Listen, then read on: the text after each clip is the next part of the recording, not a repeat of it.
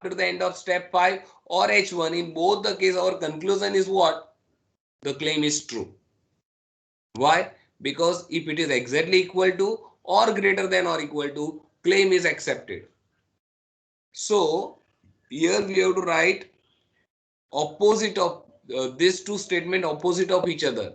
So if we write equal to here, that means what? The claim is acceptable. So here we have to write less than, means claim is rejectable. If it is given like at least, but right now it is more than 118, so there is no question, you can write greater than. Why? Because in H1, because of equal to sign, the given claim is rejected, and so here we would write the given claim is accepted. So that is the way to decide alternative hypothesis. Step 2. But in null hypothesis, always you have to write equal to sign. Okay, under H naught,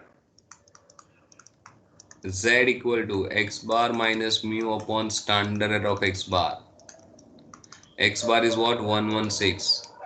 Mu is what? 118 upon 1.5. So we get minus 2 divided by 1.5. So we get Z cal equal to minus 1.33. Let us check it. 2 divided by 1.5. 1.33. So minus 1.33 is the value of Z cal. 1.33 is the value of Z cal. Okay. Now next step. Step 3. Alpha. Nothing is mentioned about level of significance in the question, so let us take 5%. Step 4. Listen, it is right tail test, so at alpha equal to 5%, and for right tail test, what is Z tab for 5% and right tail test? Yes, plus or minus?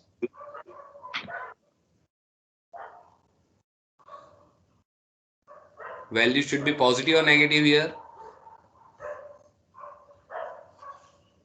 Because it's right tail test, you have to write positive value. Which value?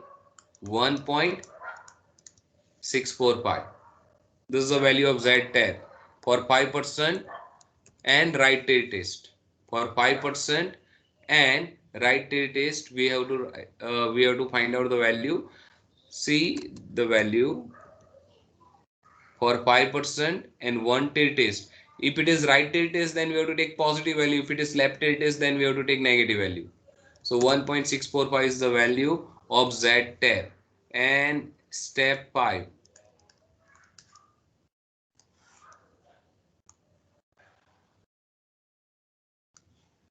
Here, because it's a right tail test, we have to write right side value. 1.645 should be in right side. And this is rejection area. Our Z cal is what? Minus 1.33. So minus 1.33 should be here. So our H naught is accepted. That is, H naught is not rejected. Or you can say that H naught is accepted. Loosely speaking, H naught is accepted. That is, mu equal to 118 is accepted. That is, mu greater than 118 means H naught is accepted. Means mu greater than 118 is rejected. So H0 is H1 is accepted. You can say like this. H1 is accepted. Sorry. I'm sorry. Mu equal to 118 is our H0 H1 is is, rejected. yeah, H1 is rejected. H1 is rejected. That means the claim is accepted or rejected.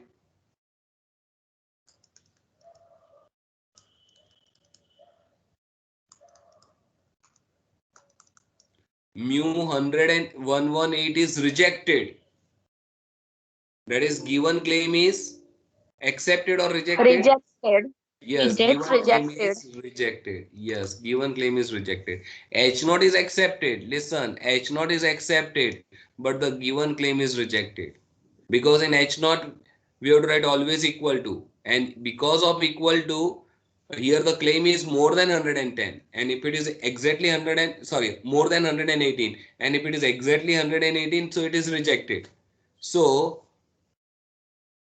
the given claim is rejected. That is our final conclusion. So that is the way to decide about one sample mean. Now in next lecture we will start test of significance of difference between two means. Means if there are two population and if you want to check whether the two population having same average or not, so what we have to do, that we will discuss in our next lecture. So this is enough for today. If you have any question, you can ask your doubt.